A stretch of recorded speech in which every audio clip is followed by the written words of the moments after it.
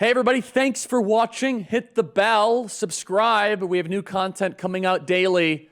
Make sure you subscribe. God bless you guys. For the last, 16 months, we have taken some pretty serious stances on this program. Basically from the first day, we had a heterodox and contrarian take on the Ukraine-Russia conflict. We made, really, no mystery about our stance. We said Putin should not have invaded Russia, but Zelensky's not a good guy. And we were attacked from every possible direction. In fact, I remember producer Andrew and I were traveling east when we arrived at CPAC in Florida. And I said something on the stage of CPAC where I said, what's happening on our southern border is far more important than what's happening in Ukraine. I was called a Putin stooge because I refused to repeat the mindless incantation of the warmongers. We must support all wars all the time. You see, on this program, we have really grown accustomed to when the intel agencies, the corporations, and when the, quite honestly, evil people, the Marxists, the globalists, want us to believe something so forcefully. Now, we've been conditioned, whether it be the mRNA vaccine, masks, lockdowns, ivermectin, where did the virus come from, BLM, America's a racist country, St. George Floyd is the greatest person ever, to resist. On this program, we have developed rather effective antibodies to the virus of media narratives. We can pick it out, we notice it, and we oppose it. Great credit to Tucker Carlson, who used his cable television program to relentlessly question the media's obsession with Ukraine. Now, make no mistake, a majority of Republicans, as well as a majority of Democrats, have been unapologetic mascots for the war in Ukraine. We have now spent over $200 billion. Senate Republicans have enthusiastically sent your taxpayer dollars while our kids can't read, our borders remain wide open, our infrastructure is a joke, our economy is falling apart, we're developing a nation of renters, but we just keep on sending money abroad. I found this thing to be repulsive since the beginning. You can go all the way back in the archives.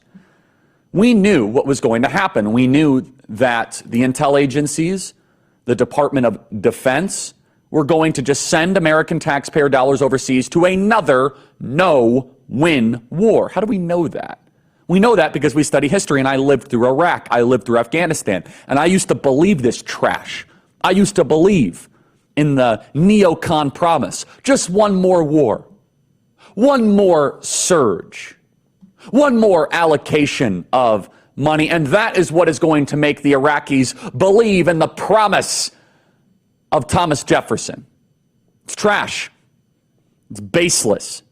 And the same mindset is now being used with Ukraine. Now, we're going to go through this and talk about how American public opinion has positively moved.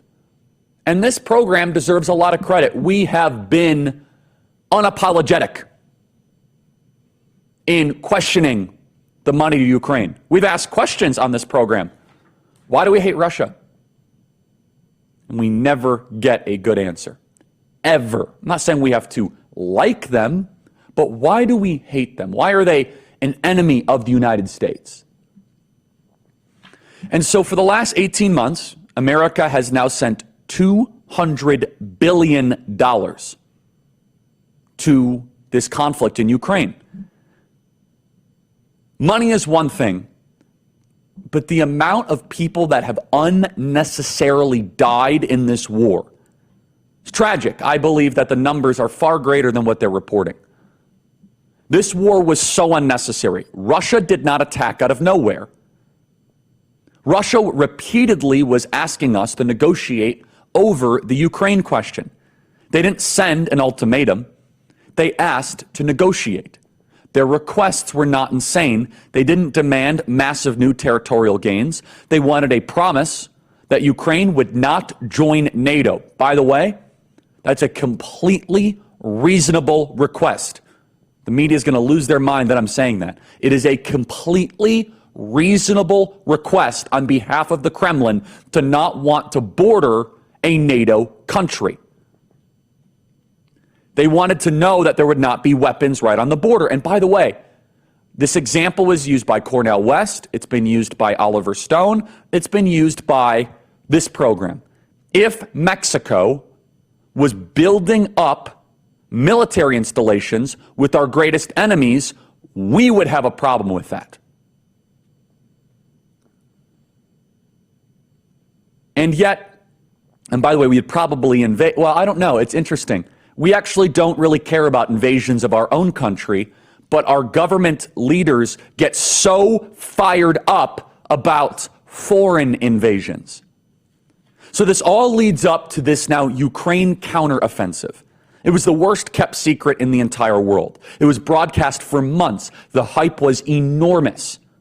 There was zero misdirection or mystery about where Ukraine would attack.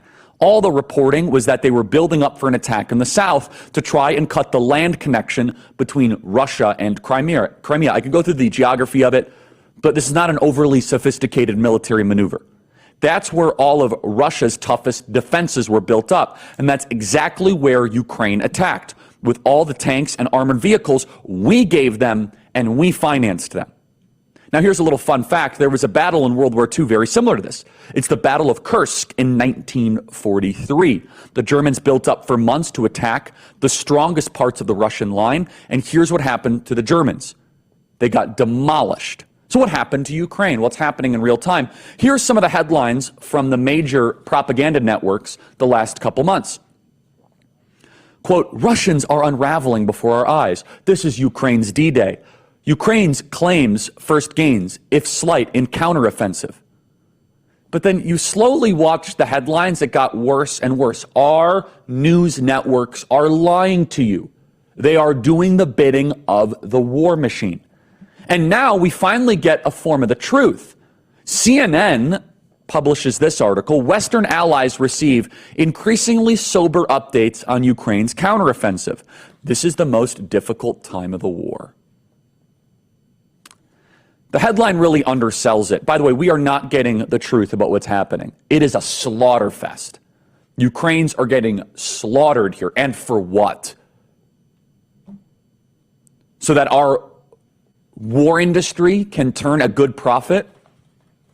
This is so evil what the American government is doing here. Not seeking out peace, not trying to end the conflict, but instead increase the temperature, increase the carnage, increase the slaughter. Ukraine's offensive is extremely unlikely now to make any progress. The text of the article now says that losses for Ukraine haven't been high, they've been staggering. They say that Ukrainian commanders have held units back from battle just to try and make sure that they have some forces left when it's all over. One senior Western diplomat admits that it's extremely highly unlikely that Ukraine makes any notable gains. Now think for a bit. The media has been almost 100% in the tank for Ukraine and Zelensky this entire conflict. They've trumpeted nearly every victory, and they've papered over and mitigated every setback. So for CNN to finally write an article like this, just how bad are things? The answer, it's almost certainly a total catastrophe. Our leaders egged on Ukraine into making a big offensive, and they got thousands of brave Ukrainians killed. And now Zelensky says, we blame America and Western allies for this loss. Give us more money.